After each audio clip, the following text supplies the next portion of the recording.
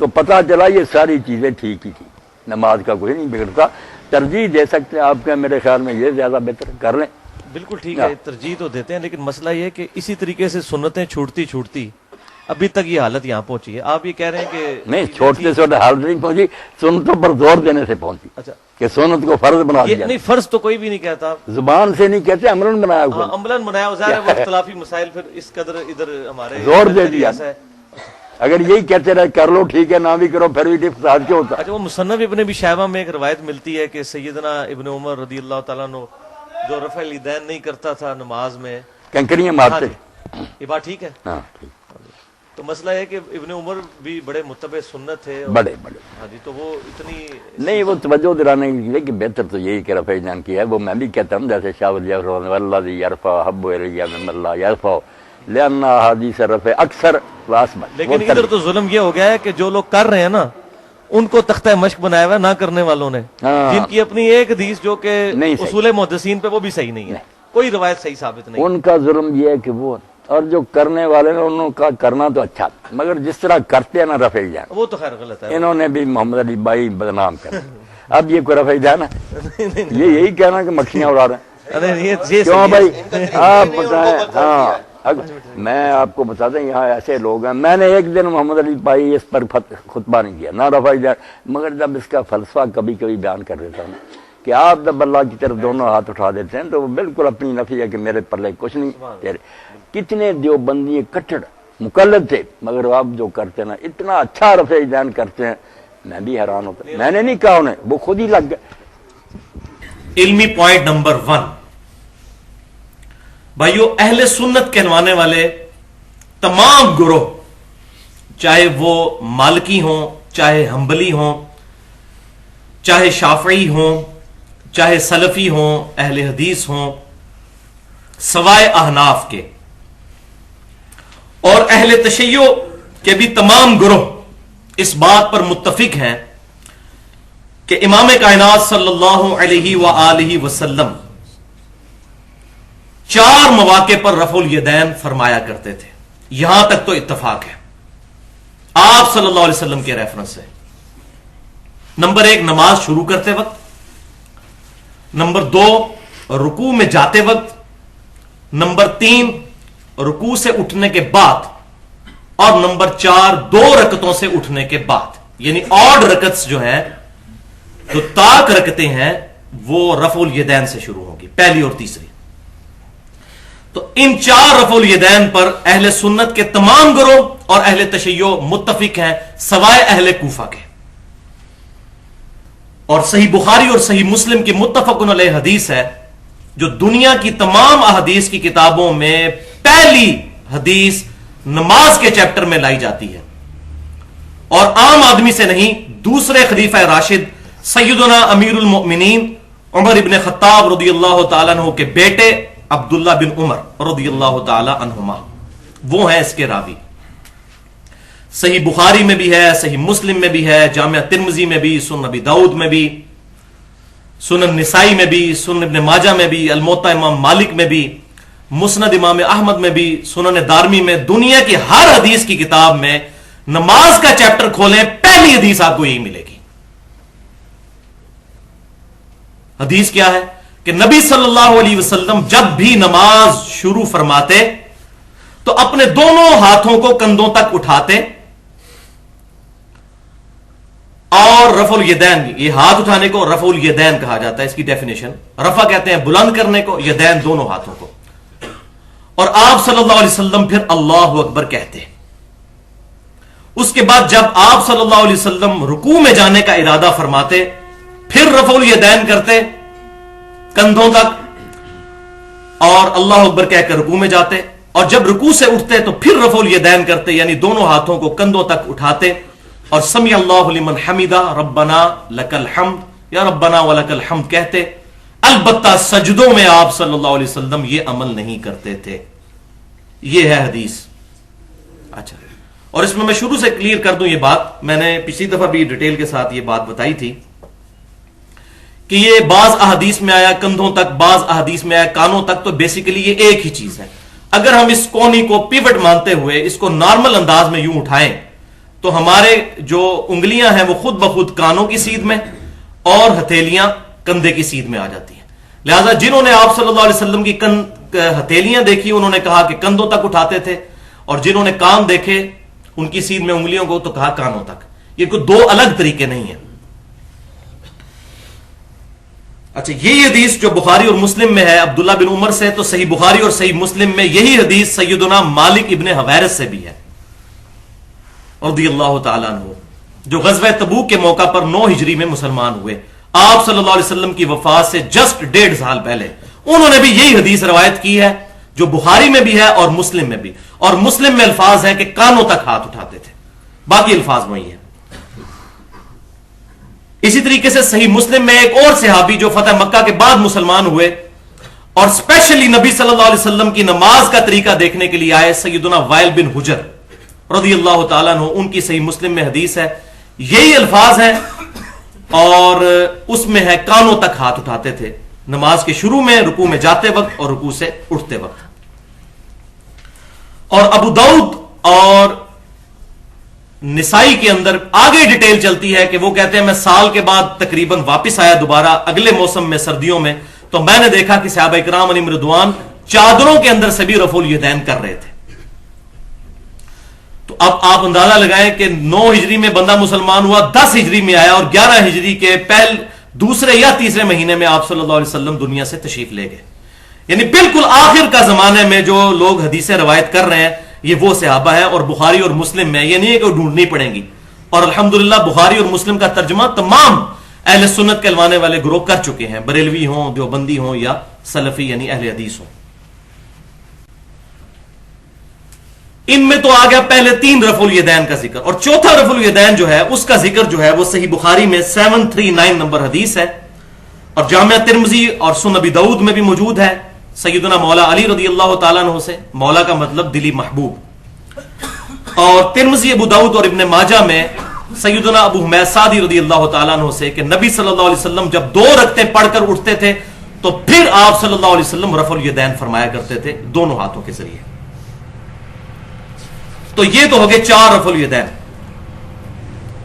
البتہ ایک 5واں رفع الیدین بھی ہے جس کا ذکر نبی صلی اللہ علیہ وسلم سے مرفوع جو اہل سنت کی کتابوں میں ملتا ہے وہ صحیح سند سے ثابت نہیں، اور وہ ہے سنن نسائی میں وہی مالک بن حویرث رضی اللہ تعالیٰ عنہ کی حدیث جو بخاری اور مسلم میں ہے. وہ جب سنن نسائی میں آتی ہے تو اس میں آگے الفاظ ہے کہ آپ صلی اللہ علیہ وسلم 2 سجدوں کے درمیان بھی رفع الیدین کرتے تھے. لیکن وہ حدیث اصول محدثین پر ضعیف ہے، کیونکہ اس میں قتادہ جو ہے مدلس ہے اور ان سے روایت کر رہے ہیں، اور یہ پیٹ رول ہے محدثین کا کہ مدلس کی ان والی روایت جو ہے وہ ضعیف ہوتی ہے جب تک کہ سما کی تصریح موجود نہ ہو. وہ یہ بتا نہ دے کہ میں نے کس سے سنی. یہ تدلیس کو میں آج انشاءاللہ آگے چل کے ایڈریس بھی کروں گا، یہ کس بلا کا نام ہے. تو بہرحال سما کی تصریح موجود نہیں ہے. اور دوسرا حکم یہ ہوا کہ کاتب کی غلطی سے جو ہمارے پاس سنن نسائی موجود ہے اس میں ایک راوی ہیں سعید، وہ شعبہ لکھے گئے، کیونکہ سعید اور شعبہ کو اگر لکھے نا عربی کے اندر تو اگر نقطے ہٹا دیے جائیں تو تقریباً ایک جیسا ہی نظر آتا ہے. چونکہ سنن نسائی اوریجنل کتاب جو ہے وہ سنن نسائی الکبرا ہے جو امام نسائی رحمۃ اللہ علیہ نے لکھی تھی، اس میں 11,770 احادیث ہیں، اور جو ہمارے پاس سنن نسائی ہے یہ ان کے شاگرد ابن سنی رحمۃ اللہ علیہ نے جمع کی تھی، اسی میں سے جو ہے آپ سمجھے ایکسٹریکٹ کر کے اس میں 5,761 احادیث ہیں. تو اوریجنل بک وہ ہے. اگر اس بک کو کھولیں تو اس میں انٹرنیشنل نمبرنگ کے مطابق 672 نمبر یہ حدیث ہے، اور ہماری والی جو سنن نسائی ہے اس میں 1086 ہے. اس کو اگر کھولیں تو اس میں آپ کو ملے گا کہ سعید نے روایت کی ہے قتادہ سے، اور قتادہ مدلس ہے. مدلس دونوں جگہ موجود ہے. اور یہی وہ سنن نسائی الکبرا ہے جس کا ایک چیپٹر خصائص علی بھی ہے، جس کی وجہ سے امام نسائی رحمۃ اللہ علیہ کو شہید کیا گیا. یہ بالکل صحیح سند سے ثابت ہے. تو اہل سنت کے ہاں کوئی ایسی حدیث صحیح سند سے ثابت نہیں، لہٰذا یہ وہ معاملہ ادھر ہی ٹھپا گیا جس کو اکثر لوگ کہتے ہیں جی وہ سجدوں میں بھی رفع الیدین تھا تو وہ آپ کیوں نہیں کرتے، وہ بھی منسوخ ہوا ہے تو باقی بھی ہو گئے. تو بھائیو سجدوں میں رفع الیدین نبی صلی اللہ علیہ وسلم سے صحیح سند سے ثابت ہی نہیں. اگر ثابت ہو تو ہم آج بھی کرنے کے لیے تیار ہیں، منسوخ کوئی نہیں ہوا. البتہ اب یہ آگے کڑوی بات، صحابہ اکرام میں سے ایک صحابی ہیں جن سے صحیح سند کے ساتھ سجدوں میں بھی رفع الیدین کرنا ثابت ہے. اور وہ عام صحابی نہیں، وہ ہے سیدنا انس ابن مالک رضی اللہ تعالیٰ عنہ. آپ صلی اللہ علیہ وسلم کو 10 سال تک وضو کروانے والے، اور آپ صلی اللہ علیہ وسلم کے ساتھ وہ بچپن میں ہی اٹیچ ہوئے، اور آپ صلی اللہ علیہ وسلم کی وفات کے بعد 82 سال تک زندہ رہے، اور بصرہ میں 93 ہجری میں فوت ہوئے. اور ذخیرہ احادیث میں سب سے زیادہ احادیث روایت کرنے والے صحابہ میں ان کا نمبر 3 ہے، سیدنا ابو ہریرہ، سیدنا ابن عمر کے بعد رضی اللہ تعالی عنہم اجمعین. ان کے بارے میں امام بخاری رحمۃ اللہ علیہ جز رفع الیدین میں صحیح سند کے ساتھ 105 نمبر حدیث لے کر آئے ہیں کہ انس ابن مالک سجدوں میں بھی رفع الیدین کرتے تھے، بس ان کا عمل آیا ہے. انہوں نے اس کو مرفوع نہیں کیا نبی صلی اللہ علیہ وسلم سے، چونکہ مرفوع نہیں کیا لہٰذا یہ ان کا اپنا عمل ہے. اور جب صحابی سے کوئی عمل صحیح سند کے ساتھ ثابت ہو جائے تو اس پر پھر بدعت کا فتویٰ نہیں لگ سکتا. ہم یہ ضرور کہیں گے کہ سجدوں میں نہ کرنا بہتر ہے، کیونکہ ان احادیث میں ہے کہ آپ صلی اللہ علیہ وسلم نہیں کرتے تھے اور انس ابن مالک کرتے تھے. اور یہ پھر محدثین نے اس کی ڈیٹیل بیان کی کہ وہ مستحب کے طور پر کرتے تھے کہ اس وقت بھی میں رفع الیدین کروں، تعظیم کے طور پر، جیسا کہ ہر مین رکن کی تعظیم میں رفع الیدین آتا ہے. قیام سے پہلے رفع الیدین، رکوع میں جانے سے پہلے رفع الیدین، اور رکوع کے فوراً بعد رفع الیدین، یعنی سجدے میں جانے سے پہلے ہو رہا ہوتا ہے. تو تینوں بڑے ارکان جو ہیں ان سے پہلے تعظیم کے طور پر ہم ہینڈز اپ کرتے ہیں. لہذا ہمارے جو اہل تشیع بھائی ہیں ان کا سجدوں میں رفع الیدین کرنے والا مسئلہ جو ہے وہ بھی اہل سنت کی کتابوں سے ثابت ہو جاتا ہے اس حوالے سے کہ وہ جائز ہے، کیونکہ اہل تشیع جو ہیں وہ سجدوں میں بھی رفع الیدین کرتے ہیں. اور مزے کی بات یہ ہے کہ سوائے اہل کوفہ کو چھوڑ کر اہل سنت کہلوانے والے سارے گروہ، مالکی ہوں، شافعی ہوں، حنبلی ہوں، سلفی اہل حدیث ہوں، یہ سب اور اہل تشیع ان کی نماز کا ایک طریقہ ہے. اہل تشیع بھی سجدے میں جاتے وقت پہلے ہاتھ لگاتے ہیں بعد میں گھٹنے. اہل تشیع بھی جلسہ استراحت کر کے، یعنی پہلی رکعت میں 2 سجدے کرنے کے بعد بیٹھ کر اٹھتے ہیں، جو صحیح بخاری میں طریقہ موجود ہے. اور ایک مسئلہ ہے ٹکی والا، وہ میں نے پچھلی دفعہ وہ بھی ایڈریس کر دیا تھا، وہ بھی اتنا بڑا ایشو نہیں جو بنایا گیا ہے. لہذا سجدوں میں رفع الیدین بھی جائز ہے، البتہ افضل یہی ہے کہ رفع الیدین سجدوں میں نہ کیا جائے. اور اسی طریقے سے وہ بھی حیرتناک روایت جو ہے میں نے ایکسپلور کی المصنف ابن ابی شیبہ سے انٹرنیشنل نمبر کے مطابق 3950 کہ سیدنا ابن زبیر رضی اللہ تعالیٰ عنہ جو نواسے ہیں سیدنا ابو بکر رضی اللہ تعالیٰ عنہ کے، اور سیدہ اسما بنت ابی بکر رضی اللہ تعالیٰ عنہ کے بیٹے ہیں، اور سیدنا زبیر کے بھی بیٹے ہیں. آپ رضی اللہ تعالیٰ عنہ ہاتھ کھول کر نماز پڑھا کرتے تھے، بالکل ہاتھ چھوڑ کر، جس طرح ہم رکوع کے بعد ہاتھ چھوڑتے ہیں. چونکہ یہ بھی صحابی سے عمل ثابت ہو گیا لہذا اب ہاتھ چھوڑ کر نماز پڑھنا بھی بدعت نہیں رہے گا.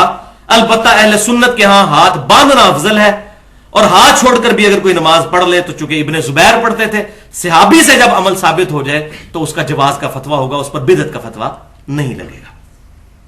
تو الحمدللہ یہ معاملہ بھی میں نے پچھلی دفعہ کلیئر کیا تھا، ہاتھ چھوڑ کر نماز پڑھنے والا. باقی امام مالک پہ جو جھوٹ باندھا گیا ہاتھ چھوڑ کر نماز پڑھنے والا، وہ ثابت کوئی نہیں، کیونکہ الموطا امام مالک میں انہوں نے پورا چیپٹر باندھا ہے کہ دایاں ہاتھ بائیں زیرہ پر رکھا جائے، دایاں ہاتھ بائیں زیرہ پر، جو میں نے پچھلی دفعہ رکھ کر بتایا بھی تھا. اور یہی حدیث امام بخاری نے بھی الموطا امام مالک میں سے امام مالک سے 2 واسطوں سے لی ہے. تو امام مالک پر یہ جھوٹا بہتان ہے کہ وہ ہاتھ چھوڑ کر نماز پڑھتے تھے.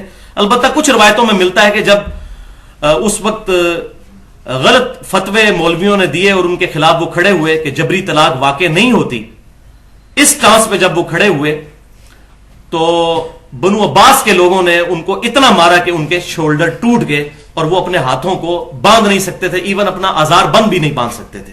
تو اس کی وجہ سے کچھ لوگوں نے ان کو دیکھا کہ وہ ہاتھ چھوڑ کر نماز پڑھ رہے ہیں اور اس کو کاپی کیا. وہی لعنت جو امت کے اندر شروع سے چلتی آ رہی ہے کہ ہم پرسنالٹیز کو دیکھ کے چلتے ہیں، اور آپ صلی اللہ علیہ وسلم کو بیک گراؤنڈ میں ڈالا ہوا ہے. اور ان پرسنالٹیز نے کبھی یہ بات نہیں کی کہ تم ہمیں فالو کرو، وہ کہتے ہیں ہماری بکس کو فالو کرو، وہ بھی نبی صلی اللہ علیہ وسلم کے ریفرنس سے. تو امام مالک رحمۃ اللہ علیہ بری ہے، الموطا امام مالک دنیا میں موجود ہے، کھول کر دیکھنے ادھر ہاتھ کھول کر نماز پڑھنے کا طریقہ کہاں لکھا ہوا ہے. اور الموطا امام مالک میں بھی نماز پر ایک ہی حدیث وہ لے کر آئے ہیں نماز کے طریقے پر، اور وہ وہی ہے جو عبداللہ بن عمر سے ہے کہ نماز کے شروع میں ہاتھ اٹھانا، رکوع میں جاتے وقت ہاتھ اٹھانا، اور رکوع سے اٹھ کر ہاتھ اٹھانا. اندازہ کریں آپ. تو کوئی دوسری رائے نہیں ہے سوائے اہل کوفہ اور احناف کو چھوڑ کر. تو بھائیو یہ ایشو بھی یہیں پر کل ہو گیا، جو کہا جاتا تھا جی سجدوں میں رفع یدین کیوں نہیں کرتے، تو وہ مسئلہ بھی میں نے الحمدللہ کلیئر کر دیا۔ تو بھائیو اتنی یہ تمہیدی گفتگو پوائنٹ نمبر 1 کے بعد بہت خطرناک معاملہ آ گیا کہ جب اہل سنت اور اہل تشیع کا اتفاق ہے، جبکہ دونوں کی حدیث کی کتابیں الگ ہیں اور پوری نماز کا طریقہ ایک ہے، تو اب بھائیو لمحہ فکریہ ہے احناف کے لیے اور ہمارے انڈیا پاکستان میں بریلویوں اور دیوبندیوں کے لیے، جو احناف کہلاتے ہیں، اہل کوفہ کے لیے بڑا لمحہ فکری ہے کہ پوری امت کا اتفاق چلتا آ رہا ہے۔ اگر کوئی اختلاف پایا جاتا تو ہم بھی کہتے ہیں چلو یار کچھ لوگ یہ کہتے ہیں اور کچھ لوگ وہ۔ اچھا پوری دنیا میں یہ معاملات پھیلے کس طرح؟ وہ بنو عباس کے دور حکومت میں قاضی ابو یوسف نے چیف جسٹس کا عہدہ قبول کر لیا، جس کے قبول نہ کرنے کی وجہ سے امام ابو حنیفہ رحمۃ اللہ علیہ کو زہر دیا گیا، لیکن شاگرد نے وہی کام کر لیا۔ پھر اس نے سرکاری طور پر اس چیز کی امپلیمنٹیشن کروائی، اور رئی سی کسب جو ہے سلطنت عثمانیہ نے زبردستی تلوار کے ذریعے پھیلائی، اور یہ سارے کے سارے معاملات پھر عجم میں ہوئے۔ عرب کے لوگ ابھی تک اس معاملے میں کافی حد تک محفوظ ہیں، جتنے عربی ممالک ہیں، کیونکہ وہ احادیث کی کتابیں پڑھتے ہیں۔ تو محدثین بیچارے اپنی کتابوں میں لکھتے رہے کہ کبھی تو وقت آئے گا کہ یہ سارے معاملات سیدھے ہوں گے، اور الحمدللہ آج دیکھ لیں جتنے غیر مسلم اسلام قبول کر رہے ہیں سب کے سب اسی طریقے پر نماز پڑھتے ہیں جو بخاری اور مسلم میں ہے، یعنی نماز کے شروع میں رفع الیدین، رکوع میں جاتے وقت اور رکوع سے اٹھتے وقت۔ الحمدللہ ان کو نہیں اب کوئی روک سکتا، کیونکہ وہ کہتے ہیں کہ books are always authority. But کے سپیلنگ BUT بٹ ہے یا BAT بٹ ہے، یہ ڈکشنری بتائے گی۔ ایک PAT انگلش کے نہیں BAT بٹ ہوتا ہے، تو پنجابی والا بٹ ہو سکتا ہے، انگلش والا بٹ BUT بٹ ہوگا، وہ ڈکشنری فیصلہ کرے گی۔ تو یہ جو کہا جاتا ہے اتنے بڑے بڑے علماء پاگل ہیں، تو علماء بھی کتابوں پر پرکھے جائیں گے، کتاب اتھارٹی ہوگی۔ اس لیے اللہ تعالیٰ نے کتابوں کے ذریعے انبیاء اکرام علیہ السلام کو مبعوث فرمایا، اور انبیاء بھی جاتے وقت کتابیں امت کو دے کر گئے، شخصیات کے حوالے نہیں کر کے گئے۔ الحمدللہ۔ وضع الیدین یعنی ہاتھوں کو باندھنا، اور ارسال الیدین یعنی ہاتھوں کو چھوڑ دینا۔ تو یہ بھائیو دونوں طریقے سنت سے ثابت ہیں، اور جب سنت کی ہم بات کرتے ہیں تو سنت میں حدیث موقوف بھی شامل ہوتی ہے اور حدیث مرفوع بھی، یعنی صحابہ کا عمل بھی شامل ہوتا ہے، بشرطے کہ باقی صحابہ ان کو غلط نہ کہہ دیں۔ اگر باقی کہیں گے پھر ہم اتفاق دیکھیں گے، جیسے کہ معوذتین کے معاملے میں ابن مسعود رضی اللہ تعالیٰ عنہ کے ساتھ باقی لوگوں کا اختلاف تھا، اور ان کا رجوع بھی ظاہر شامل ثابت ہو جاتا ہے، کیونکہ ان سے تواتر سے جو قرات آئی ہے امام حفص کی، اس میں معوذتین موجود ہے۔ تو صحابہ کا اجماع حجت ہے، یا کسی انڈیویجول صحابی کی بات بھی حجت ہو سکتی ہے اگر باقی لوگ مخالفت نہ کریں۔ مخالفت آ جائے پھر ہم دیکھیں گے جمہور کی رائے کیا ہے۔ تو ارسال الیدین یعنی ہاتھ چھوڑ کر نماز پڑھنا، نبی صلی اللہ علیہ وسلم سے بھی ایسی حدیثیں ملتی ہیں، لیکن کوئی اصول محدثین پر ثابت نہیں ہے۔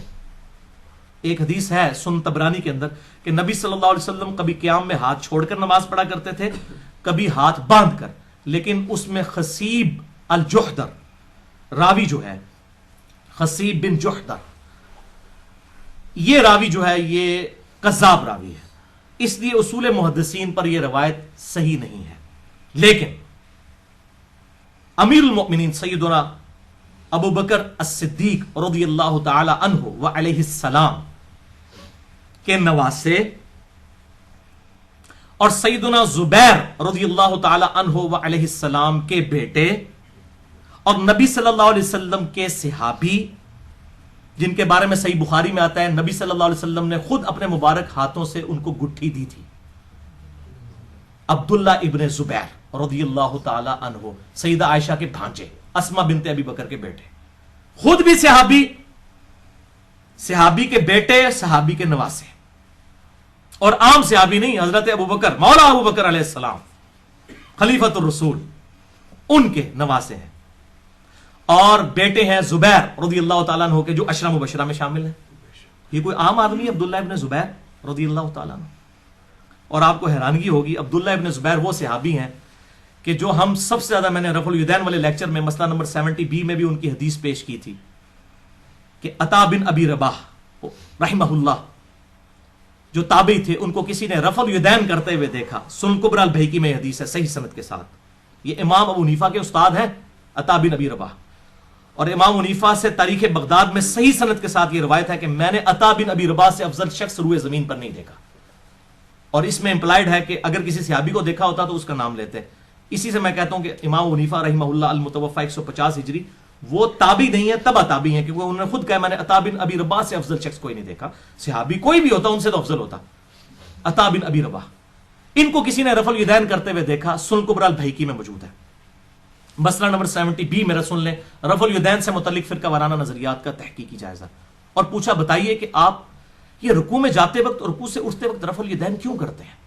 تو عطا بن ابی رباح نے کہا کہ میں نے عبداللہ ابن زبیر رضی اللہ تعالیٰ عنہ کو بھی ایسے کرتے ہوئے دیکھا تھا، تو میں نے ان سے پوچھا کہ آپ رکوع میں جاتے وقت اور رکوع سے اٹھتے وقت رفع الیدین کیوں کرتے ہیں؟ تو انہوں نے کہا کہ بیٹا میں نے اپنے نانا ابو بکر صدیق رضی اللہ تعالیٰ عنہ کو بھی دیکھا تھا کہ وہ رکوع میں جاتے وقت اور رکوع سے اٹھتے وقت رفع الیدین کرتے تھے، تو میں نے بھی ان سے پوچھا تھا کہ آپ یہ کیوں کرتے ہیں؟ تو انہوں نے مجھے بتایا کہ میں نبی صلی اللہ علیہ وسلم کو میں نے دیکھا کہ آپ صلی اللہ علیہ وسلم رکوع میں جاتے وقت اور رکوع سے اٹھتے وقت رفع الیدین کرتے تھے، اس لیے میں رفع الیدین کرتا ہوں. اس حدیث سے اہل السنہ یہ پلی لیتے ہیں کہ عطا بن ابی رباح کے زمانے تک یہ چیز اسٹیبلش تھی کہ یہ رفع الیدین منسوخ نہیں ہے. اگر منسوخ ہوتا تو وہ چھوڑ دیتے. عطا بن ابی رباح نے کس سے سیکھی نماز؟ عبداللہ ابن زبیر سے. عبداللہ ابن زبیر نے کس سے سیکھی؟ ابو بکر الصدیق سے. اور انہوں نے رسول اللہ صلی اللہ علیہ وسلم سے. اب یہاں سے رفع الیدین نکالتے ہیں، لیکن جب ہم عبداللہ ابن زبیر کا حوالہ دیتے ہیں کہ ہاتھ چھوڑ کے وہ نماز پڑھتے تھے، پھر ہاتھ پاؤں کانپنا شروع ہو جاتے ہیں ان کے. المصنف ابن ابی شیبہ میں صحیح سند کے ساتھ انٹرنیشنل نمبر کے مطابق 3950 نمبر حدیث ہے، جو شیخ زبیر علیزئی صاحب نے بھی اپنے توضیح الاحکام میں لکھا ہے کہ یہ حدیث بالکل صحیح ہے. بعد میں انہوں نے تعویل کی، لیکن وہ اس تعویل کا رد میں نے الحمدللہ کر دیا ہوا ہے. آج بھی میں بیان کر دوں گا، بالکل باطل تعویل تھی. تو انہوں نے بھی لکھا یہ حدیث بالکل صحیح ہے کہ عبداللہ ابن زبیر رضی اللہ تعالیٰ عنہ نماز میں ارسال الیدین کرتے تھے، ہاتھ چھوڑ کر نماز پڑھا کرتے تھے. اب عبداللہ ابن زبیر نے کیا خود نماز ایجاد کی ہے؟ صحابی تھے. کس سے سیکھی؟ ابو بکر صدیق سے، اور انہوں نے نبی صلی اللہ علیہ وسلم سے. لہٰذا یہ انڈائریکٹلی چین ثابت ہوتی ہے ارسال یدین والی. اچھا، اب اس میں ایشو یہ کھڑا ہو جاتا ہے، وہ کہتے ہیں کہ جی ہو سکتا ہے کہ عبداللہ ابن زبیر کو پتہ ہی نہ ہو کہ ہاتھ باندھنا سنت ہے. تواڈے منڈے نو پتا ہے، تواڈے مولویوں نو تنخواہ داراں نو پتا ہے کہ ہاتھ باندھنا سنت ہے کہ چھوڑنا. عبداللہ ابن زبیر نو نہیں پتا، جنہیں ابو بکر صدیق تو نماز سیکھی ہے علیہ السلام رضی اللہ تعالیٰ عنہ. تو اس کی پھکی بھی سن لیں. سنن ابی داؤد میں حدیث ہے، عبداللہ ابن زبیر کہتے ہیں کہ نبی صلی اللہ علیہ وسلم ہمیں نماز کی حالت میں یہ حکم دیتے تھے کہ ہم دایاں ہاتھ بائیں کے اوپر رکھیں، یا یہ الفاظ ہیں کہ دایاں ہاتھ بائیں پہ رکھنا سنت ہے. یہ الفاظ ہے. عبداللہ ابن زبیر کو پتا ہے کہ دایاں ہاتھ بائیں پہ رکھنا سنت ہے. اب ان سے تو سنت ڈھکی چھپی کوئی نہیں تھی. جو میرا موقف ہے کہ ہاتھ باندھنا بھی سنت ہے، ہاتھ چھوڑ کر بھی یہ سنت بڑا سٹرانگ ہے. یہ بہت موقف سٹرانگ ہے، ورنہ دوسرا موقف بڑا خطرناک ہے. میرے پاس شیخ زبیر صاحب کے کچھ جو ہے وہ شاگرد اور معتقد لوگ آئے، انہوں نے میرے ساتھ اس معاملے پہ بحث کی. میں نے کہا جی ایک ایسا صحابی جسے یہ پتا ہے کہ دایاں ہاتھ بائیں پہ رکھنا سنت ہے اور وہ پھر بھی ہاتھ چھوڑ کر نماز پڑھ رہا ہے، تو اس کا کیا رزلٹ نکلتا ہے؟ ایک رزلٹ تو یہ نکلے گا کہ ہاتھ باندھنا منسوخ ہو چکا ہے، تبھی تو ہاتھ چھوڑ کے نماز پڑھ رہے ہیں نا. اس کو آپ یہ تو نہیں کہیں گے ان تک حدیث نہیں پہنچی، وہ تو خود روایت کر رہے ہیں اور صحیح حدیث ہے سنن ابی داؤد میں. شیخ زبیر صاحب نے اس پہ صحت کا حکم لگایا ہوا ہے. اچھا، یہ تو سیدھا سیدھا رزلٹ نکلتا ہے. یا دوسرا پھر ساڈے والا مان لو کہ وہ بھی سنت تے اے بھی سنت. تسی روندے پہ ہو گئے رکوع کے بعد ہاتھ باندھنے چاہیے کہ نہیں؟ بھائی پہلے والے ہاتھ باندھنے نو پہلے سنبھالو، وہ بھی ہتھوں پہ جانا جائے. تسی رکوع دے بعد والی گل دی کر کرو جڑی کہ سعودی عرب دے مولویاں نے بدعت شروع کر دیتی ہے، انہوں چھڈو. پہلے والے نو پہلے سنبھالو کہ پہلے والا بھی بچدا ہے کہ نہیں. ابن زبیر رضی اللہ تعالیٰ عنہ خود راوی ہے کہ دایاں ہاتھ بائیں پہ رکھنا سنت ہے، اور پھر وہ خود ہاتھ چھوڑ کے نماز پڑھتے ہیں. تو اس کے دو ہی معنی ہوں گے، یا تو یہ ہاتھ چھوڑنا جو ہے یہ ہے بعد والی سنت اور ہاتھ باندھنے والی سنت منسوخ ہے، یا دوسرا یہ ہے کہ یہ دونوں طریقے سنت ہے. اور مصنف ابن ابی شیبہ میں پورا باب ہے ان صحابہ اور تابعین کا بیان جو ہاتھ باندھ کر نماز پڑھتے تھے، پھر اس کے بعد باب ہے ان صحابہ اور تابعین کا بیان جو ہاتھ چھوڑ کر نماز پڑھتے تھے. Clear cut. شیخ زبیر صاحب نے کہا اس سے مراد رکوع کے بعد ہاتھ چھوڑنا ہے، حالانکہ امام ابن ابی شیبہ نے اس پہ باب باندھا ہے ان صحابہ اور تابعین کا بیان جو ہاتھ چھوڑ کر نماز پڑھتے تھے، اور ان کا بیان جو اس میں رکوع کے پہلے اور بعد کا ذکر ہی نہیں انہوں نے کیا، وہ تو قیام کی بات کر رہے ہیں. اچھا، لیکن انسان تو پھر غلطی کھا جاتا ہے نا. اب شیخ زبیر صاحب کو جب الیاس گھومن کا سامنا ہوا تو انہوں نے دوسرے رسالے میں اور بات کر دی. الیاس گھومن صاحب نے یہ پلی لی کہ جی جو چیپٹر پہلے باندھے جاتے ہیں نا وہ حدیثیں منسوخ ہوتی ہیں اور بعد والی جو ہے اس کی ناسخ ہوتی ہیں. ٹھیک ہے, تو شیخ زبیر صاحب نے 5 مثالیں دی حدیث کی کتابوں سے کہ جس میں ناسخ و منسوخ والا چکر نہیں, لیکن محدثین کے باب اس ترتیب سے ہیں. اس میں ایک مثال انہوں نے یہ دی, انہوں نے کہا الیاس گھومن صاحب اگر یہ بات ہے نا تو امام نے ابی شیبہ نے پہلا باب باندھا ہے ہاتھ باندھ کے نماز پڑھنے کا بیان, اور دوسرا باب باندھا ہے ہاتھ چھوڑ کر نماز پڑھنے کا بیان, لہذا اس کے تحت تو ہاتھ باندھنا منسوخ ہے. ادھر اس کو پھکی دینی تھی تو انہوں نے مان لیا کہ رکوع کے بعد والا نہیں قیام والا ہے, اور ادھر یہ کر گئے. اللہ تعالیٰ ان کی غلطی معاف کرے, اور میں سمجھتا ہوں ان کی حق گوئی جو ہے ان کی غلطیوں پر بھاری تھی. لیکن یہ میں ان لوگوں کے لیے پھکی دے رہا ہوں جو مجھے کہتے ہیں میں شیخ زبیر صاحب کا اندھا مقلد, نعوذ باللہ, میں کسی کا مقلد نہیں ہوں. میں نے ان کی غلطیاں اور بھی پکڑی ہیں, یہ بھی پکڑی ہیں, اور میں نے جب شیخ زبیر صاحب کے وہ جو معتقد آئے ہوئے تھے 5-6 لوگ, ان کو جب بتائی وہ ہنسنے لگ پڑے, کہتے ہیں بات تو آپ کی ٹھیک ہے کہ یہ ایسے ہی ہے. تو یہ بات بھائیو حق ہے. عبداللہ ابن زبیر رضی اللہ تعالیٰ عنہ ہاتھ چھوڑ کر نماز پڑھتے تھے, اور میرا خیال اس میں یہ ہے کہ چونکہ وہ بنو امیہ کے مخالف تھے, اور بنو امیہ جو ہیں وہ جان بوجھ کر ایک ہی سنت کو جاری کرتے تھے, دائیں ہاتھ بائیں پہ رکھنے والی, دوسری سنت کو وہ چھوڑتے تھے, تو وہ جان بوجھ کر ایسا عمل کرتے تھے تاکہ یہ سنت بھی مردہ نہ ہو. جیسا کہ سیدہ ام حبیبہ کے بارے میں آتا ہے, ابو سفیان رضی اللہ تعالیٰ عنہ کی بیٹی اور ہماری ماں, اور حضرت معاویہ بن ابی سفیان کی بہن رضی اللہ عنہم اجمعین, کہ ان کے جب والد فوت ہوئے, بخاری اور مسلم دونوں میں آتا ہے, 3 دن جب گزر گئے تو انہوں نے اپنے جسم پہ لا کے رنگدار خوشبو ملی. تو لوگوں نے کہا توڑا پیو مر گیا تسی خوشبو مل. انہوں نے کہا میں یہی بتانا چاہتی ہوں کہ اللہ کے محبوب صلی اللہ علیہ وسلم نے فرمایا تھا کہ جو عورت اللہ اور یوم آخرت پر ایمان رکھتی ہے اس کے لیے جائز نہیں ہے کہ وہ کسی میت کے اوپر سوگ کرے 3 دن سے زیادہ, سوائے اپنے خاوند کے 4 مہینہ 10 دن. میرا باپ فوت ہوا ہے, 3 دن سے زیادہ سوگ نہیں ہوگا, اور میں نے یہ خوشبو میں لی ہے تو قبلہ درست کرنے واسطے. حالانکہ وہ نہ بھی کرتی, لیکن انہوں نے اعلانیہ یہ کام کیا, جان بوجھ کے ایسا کام کیا جس سے کسی کا قبلہ درست ہو. اور عبداللہ ابن زبیر بھی جان بوجھ کے ہاتھ چھوڑ کے نماز پڑھتے تھے. اچھا اب جب یہ باتیں لوگ کرتا ہوں آپ بھی پڑھتے ہیں, میں جی پڑھتا ہوں جناب, اہل حدیث کی مسجد میں پہلی صف میں کھڑے ہو کے پڑھتا ہوں. پھر ہمیں تو ڈر کوئی نہیں ہے, اسی تو پائی 302 چلتی پھر دی, آ جاؤ. یہاں بھی کچھ مولوی میرے خلاف ہوئے, میں نے کہا اپنے مولوی صاحب کا فتویٰ پڑھو. شیخ عبدالعزیز بن عبداللہ بن باز مفتی اعظم سعودی عرب 66 سال تک رہے, ان کا فتویٰ ہے کہ ہاتھ باندھ کر نماز پڑھنا بھی سنت ہے, ہاتھ چھوڑ کر نماز پڑھنا بھی سنت ہے. اچھا بلکہ امام مالک کی جو ماننے والے ہیں نا, مالکی, ان کے نزدیک تو ہاتھ باندھ کے نماز پڑھنا منسوخ ہے, اور وہ حوالہ المدونۃ الکبریٰ سے لے کر آتے ہیں. ہمارے نزدیک وہ کتاب ثابت نہیں ہے صحیح سند کے ساتھ. بہر المدونۃ الکبریٰ میں امام مالک کا یہی فتویٰ ہے کہ میں نے اہل مدینہ کو, صحابہ کی اولاد کو ہاتھ چھوڑ کے نماز پڑھتے ہوئے پایا ہے.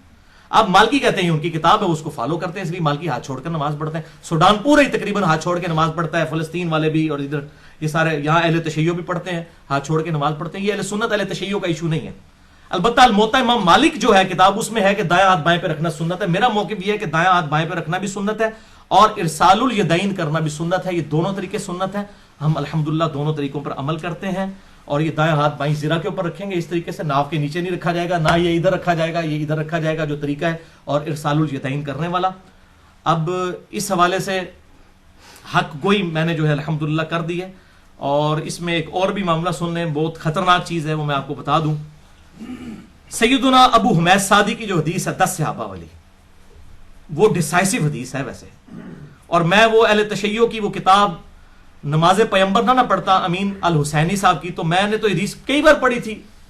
میں تو ساروں کی کتابیں پڑھتا ہوں. اگر ہماری کتاب سے کوئی حوالہ دے رہا ہے تو میں نہیں کہوں گا تسی پائیے حوالہ کی تو دیتا ہے. بھائی ابو داؤد میری کتاب ہے, مجھے حوالہ دیا جائے گا تو میں مانوں گا. بخاری مسلم میری کتابیں ہیں, میں رفع الیدین کی حدیثیں بھی مانوں گا, اور بنو امیہ کی بدمعاش حکومت کے خلاف والی حدیثیں بھی مانوں گا. مجھے تو کوئی تکلیف نہیں, میں کوئی منکرین حدیث تو نہیں ہونا. باقی تو سارے منکرین حدیث ہیں, تقریباً سارے مکاتب فکر کے لوگ, اکثر یہ جو ہے منکرین حدیث ہو چکی ہے, اپنے مطلب کی حدیثیں مانتے ہیں. اور دکھ سب سے زیادہ مجھے غصہ آتا ہے اہل حدیث کے اوپر, کیونکہ بریلوی دیوبندیوں نے تو پہلے ڈکلیئر کر دیا ہم تو اپنے بزرگ بابوں کے پیچھے. اہل حدیث نام بھی حدیث کا لیں پھر بھی اپنے بابوں کے پیچھے چلیں, انہوں تو میں نہیں چھڑتا.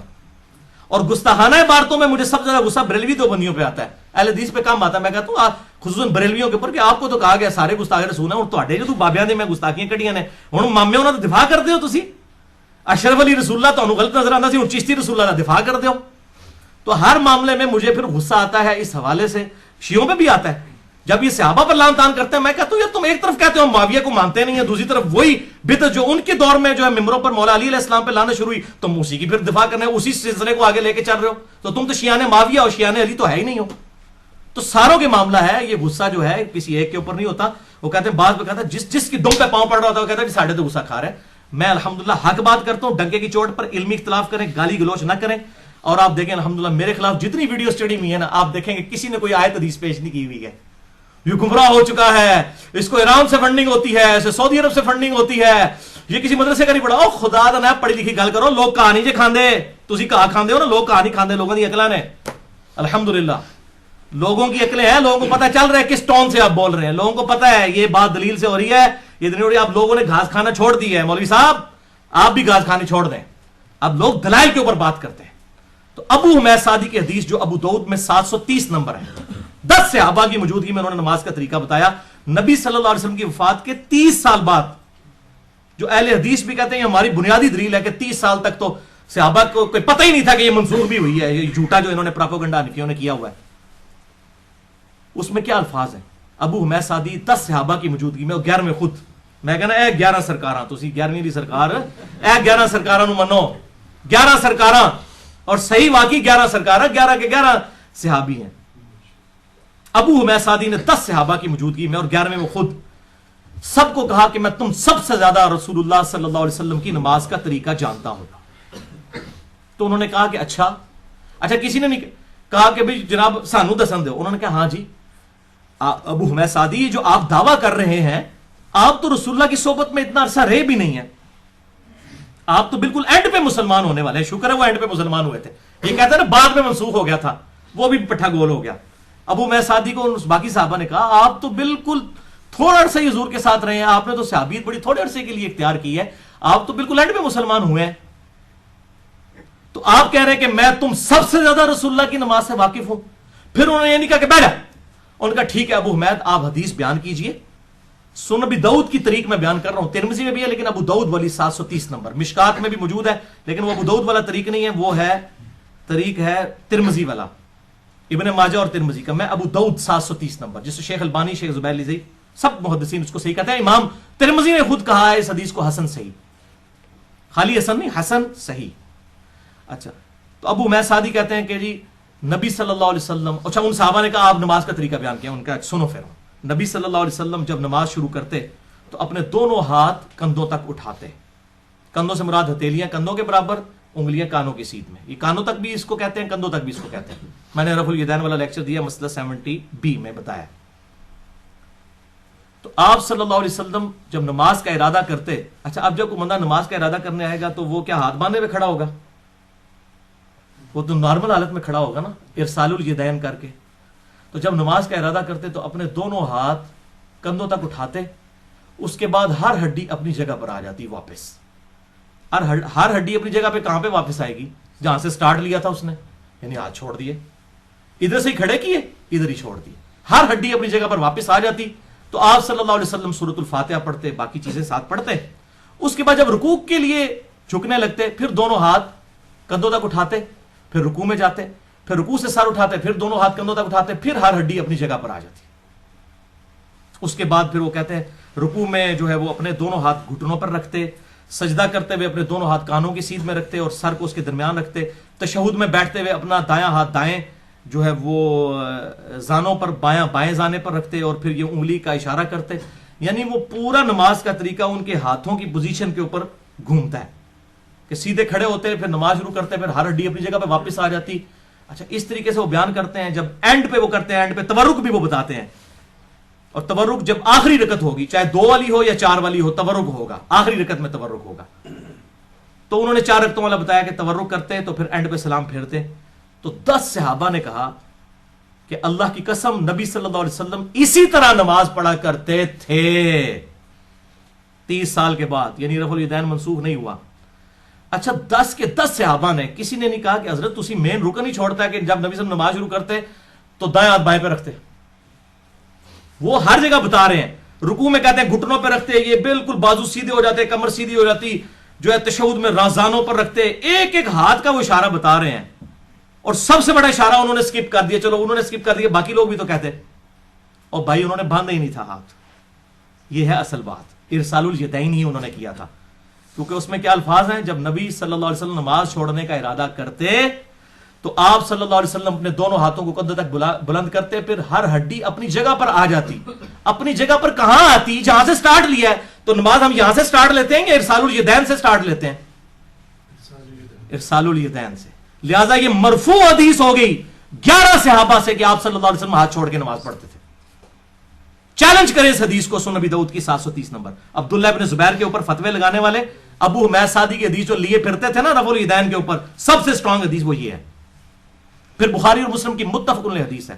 اب آپ ان لوگوں کو تو بھول جائیں کہ جن لوگوں نے رکوع کے بعد ہاتھ باندھنے شروع کیے ہوئے ہیں. وہ تو بھائی کس باغ دی مولی نے, انہوں نے تو دور تک راہ نہیں چلبڑی. اسی لیے شیخ البانی رحمہ اللہ نے جو اپنی نماز والی کتاب لکھی ہے, انہوں نے اس میں لکھا ہے بدعۃ نجدیۃ, یہ نجدی علماء کی بدعت ہے رکوع کے بعد ہاتھ باندھنا. یہ شیخ البانی محدث اعظم سعودی عرب, انہوں نے یہ لکھا ہے بدعۃ نجدیۃ, رکوع کے بعد ہاتھ باندھنا. اور اس میں جا کے احمد بن حنبل کا فتویٰ لے آتے ہیں کہ جی وہ خدا کا نام, کتاب و سنت کی بات کرو. احمد بن حنبل نے کیا فتویٰ دیا ہے؟ انہوں نے کہا میں سمجھتا ہوں کوئی حرج نہیں. انہوں نے حدیث پیش کی ہے کہ رکوع کے بعد, ان سے پوچھا کہ ہاتھ باندھ لیجیے رکوع میں, کہتے ہیں میں کوئی حرج نہیں سمجھتا. تو بھائی احمد بن حنبل ہوں یا امام ابو حنیفہ ہوں, دونوں جو ہے وہ کتاب و سنت کے دلائل پہ پیش ہوں گے. ان کا فتویٰ ذاتی ہے, وہ ہمارے لیے کوئی حجت تو نہیں ہے. خدا کے لیے کتاب و سنت کے دلائل کی بات کریں, یہ والی باتیں چھوڑ دیں جو یہ کہتے ہیں فلاں کا فتویٰ فلاں کا فتویٰ. یہ امت کا اجماع ہے ارسال الیدین کے اوپر. ارسال الیدین پہ اجماع ہے امت کا. حنفی, شافعی, مالکی, حنبلی, اہل تشیع, اہل سنت, سب کے سب رفع جو ہے وہ ارسال الیدین کرتے ہیں رکوع کے بعد. رکوع کے بعد والے ارسال الیدین کے اوپر اجماع ہے. پہلے والے کے اوپر دو آراء ہیں باندھنے, اور بعد والے پہ سب کا اجماع ہے. یہ میرا دعویٰ آپ دیکھ لیں, عملی تواتر مسلمانوں کا ہے. ورنہ جب رفع الیدین چھوڑا تو امام بخاری نے جز رفع الیدین لکھی کہ نہیں؟ اور یہاں پوری امت نے رکوع کے بعد ہاتھ باندھنا چھوڑ دیا بقول ان علماء کے. تو کسی صحابی نے کسی محدث نے کتاب کیوں نہیں لکھی ہے کہ پوری امت گمراہ ہو چکی ہے, رکوع کے بعد ہاتھ باندھنے چاہیے؟ یہ سنت چھوڑ دی ہے لوگوں نے. کسی نے ہاں جب چھوڑی تو کتاب بھی آ گئی ہے. شیخ البانی نے کتاب لکھ دی ہے کہ یہ بدعت کی ہے انہوں نے. جدو کام پایا نے ادو دیکھ لو کتاب بھی آ گئی ہے. جس طرح امام بخاری نے جز رفع الیدین لکھی تھی, جب رفع الیدین کے لوگ دشمن پیدا ہوئے, اب رکوع کے بعد ہاتھ بندھوانے شروع کیے, تو شیخ البانی نے کتاب لکھ دی ہے الحمدللہ. اور بخاری اور مسلم کی متفق علیہ حدیث ہے, وہ جو صحابی تیزی سے جنہوں نے نماز پڑھی تھی, اس میں کیا الفاظ ہیں؟ آپ صلی اللہ علیہ وسلم نے فرمایا, جو نماز آپ نے فرمایا سکون کے ساتھ وضو کرو, پھر قیام کرو, اور قیام کے بعد بالکل سیدھے کھڑے ہو جاؤ. بالکل سیدھے کھڑے ہو. یہ بالکل سیدھا کھڑا ہونا یہ ہوتا ہے؟ نہیں. پھر ابو حمید سعدی کی حدیث جو بخاری میں آتی ہے نا 10 صحابہ والی, اس کی ایک مختصر طریق بھی بخاری میں موجود ہے, جو وہ لوگ لیتے ہیں جو رفع الیدین کے منکر ہیں. وہ کہتے ہیں دیکھیں جی اس میں تو صرف پہلے رفع الیدین کا ذکر ہے, ابو حمید سعدی نے باقی رفع الیدین کا ذکر ہی نہیں کیا, لہذا ابو داؤد ترمذی کو فارغ کرتے ہیں. اور بھائی وہ امام بخاری نے اس پہ باب باندھا ہے تورک کا بیان, چوتھی رکعت میں کیسے بیٹھنا ہے. وہ انہوں نے صرف وہ طریق لیا ہے جس میں تورک کو بیان کیا جا رہا ہے. اس میں تو تورک بھی آتا ہے, اس میں الفاظ ابو حمید سعدی کے وہی ہیں کہ نبی صلی اللہ علیہ وسلم جب نماز کے لیے کھڑے ہوتے تو آپ صلی اللہ علیہ وسلم دونوں ہاتھ کندھوں تک اٹھاتے, اور پھر آپ صلی اللہ علیہ وسلم بالکل جو سیدھے کھڑے ہو جاتے, پھر رکوع کے بعد بھی سیدھے کھڑے ہو جاتے. اس میں بھی سیدھا سیدھا یہی اشارہ ہے کہ ارسال الیدین کرتے تھے. لہذا ارسال الیدین بھی سنت ہے, وضع الیدین بھی سنت ہے, جس کو ہم اردو میں وضع الیدین کہیں گے, ہاتھوں کو باندھنا بھی. یہ دونوں طریقے سنت ہیں, اور تابعین کئی ہیں جو کہ کرتے ہیں. مصنف ابن ابی شیبہ جو ہے الحمدللہ اب ترجمہ اس کا آ چکا ہے, اس میں آپ یہ پڑھ سکتے ہیں. لہذا یہ معاملہ بھی میں نے بالکل کلیئر کر دیا, اور یہ جو رکوع کے بعد ہاتھ باندھنے والا مسئلہ ہے وہ بھی میں نے بالکل کلیئر کر دیا. بھائی تسی بات دی گل کر رہے ہو, پہلے والے پہلے سنبھالو, پہلا بھی بچتا جائے کہ نہیں. اگر آپ کہیں گے نا پہلے والا تو پھر وہ منسوخ سمجھا جائے گا. میرا والا موقف ٹھیک ہے کہ دونوں طریقے سنت ہے, اور اس سنت کو ادا کریں. میں روزانہ الحمدللہ یہ سنت ادا کرتا ہوں. کئی بار نفلی نمازوں میں ارسال الیدین کرتا ہوں, اور یہاں پر یہ بھی پھکی لے لیں, 2 سجدوں کے درمیان رفع الیدین بھی ثابت ہے.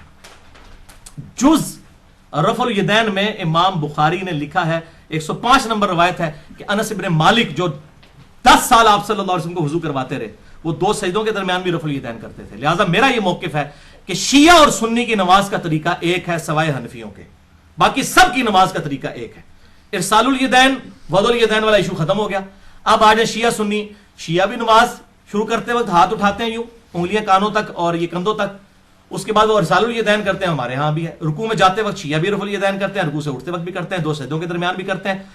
اہل تشیع بھی پہلے ہاتھ لگاتے ہیں بعد میں گھٹنے. اہل سنت بھی, اہل سنت سے مراد جو واقعی ٹرو سنی ہے, ٹونیوں کی بات نہیں کر رہا میں, ان کی بات کر رہا ہوں اہل الحدیث کی جو ٹرو سنی ہے, وہ پہلے ہاتھ لگاتے ہیں اس کے بعد گھٹنے لگاتے ہیں. اس طریقے سے تورک چوتھی رکعت میں وہ بھی کرتے ہیں. اہل تشیع بھی پہلی اور تیسری رکعت میں بیٹھ کے اٹھتے ہیں, اور دوسرے جو ہیں حنفی وہ ڈائریکٹ اٹھتے ہیں. اور بخاری میں موجود ہے 6251 نمبر جو میں نے علماء عرب کے خلاف پیش کی کہ علماء عرب نے یہ جلسہ استراحت چھوڑ دیا ہے، جبکہ صحیح بخاری میں حکم ہے کہ جب تو دوسرا سجدہ کرے پھر بیٹھ جائے اور پھر بیٹھ کے دوسری رکعت کے لیے کھڑا ہو.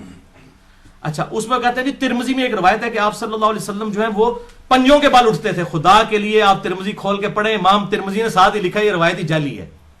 وہ مفتی اکمل صاحب بھی بیان کر رہے ہوتے ہیں، دیوبندی بھی بیان کر رہے ہوتے ہیں، آگے نہیں بتاتے کہ امام ترمذی لکھا ہے روایت ہی جعلی ہے کہ یہ جو پنجوں کے بال اٹھنے والی.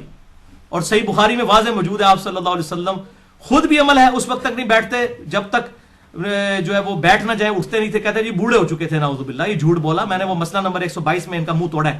اور دوسری طرف آپ نے تعلیم فرمایا ہے ایک صحابی کو کہ دوسرا سجدہ بھی کر، بیٹھ اور پھر اٹھ. پھر کچھ لوگوں نے اردو میں ترجمہ کیا تو وہ ترجمہ ہی دوسرا جلسہ استراحت اسکپ کر دیا. پھر لوگ مجھے ای میل کر رہے ہوتے ہیں بھائی عربی پڑھو آپ کو پتہ چل جائے گا کہ دو جلسہ استراحت اس حوالے سے موجود ہے. علماء عرب کا یہ مسئلہ ہے. یہ تین مسئلے ان کے غلط ہیں. وہ رکوع میں جاتے وقت، سجدے میں جاتے وقت پہلے گھٹنے لگاتے ہیں، وہ روایت ضعیف ہے. اس میں شریک القاضی جو ہے مدلس سے ان سے روایت کر رہے ہیں، پہلے ہاتھ لگانے چاہیے. دوسری ان کی غلطی رکوع کے بعد ہاتھ باندھنے والی ہے. اور تیسرا وہ لوگ جو ہیں وہ اس معاملے کے اندر جو اٹھتے ہوئے بھی یہ غلطی کرتے ہیں اور جلسہ استراحت کو چھوڑ بیٹھے ہوئے. تو الحمدللہ باقی جو ان کی صحیح بات ہے وہ ٹھیک ہے. اور حنفی ان کے حوالے دے رہے ہوتے ہیں تو بھائی پھر عرب کے اندر تو اقامت بھی اکیری ہوتی ہے، تو آپ اکیری اقامت شروع کروائیں نا، وہ نہیں کروائیں گے. تو بھائی آپ عرب عجم کو چھوڑیں، یہ بکش مسلمان بنے، کتاب و سنت کے دلائل کو پڑھیں، باقی لوگوں کے معاملات جو ہے لوگوں تک رہنے دیں. تو یہ معاملہ بھی ارسال الیدین وضع الیدین کا کلیئر ہوا. کوئی تسلی ہوگی جائے اور کوئی شے آ جائے.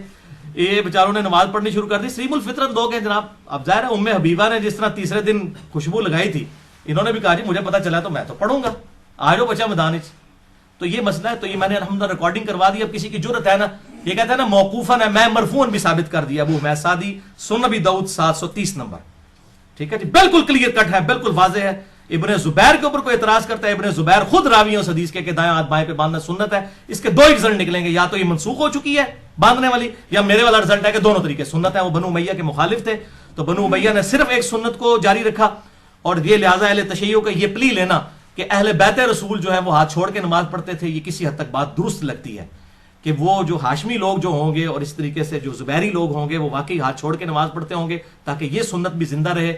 بنو امیہ ایک سنت کو لے کے چل رہی تھی، دوسرے کو ہم دونوں کو ہی سنت مانتے ہیں الحمدللہ، اور کسی کو منسوخ نہیں مانتے. حق بات کریں گے جو ہے الحمدللہ.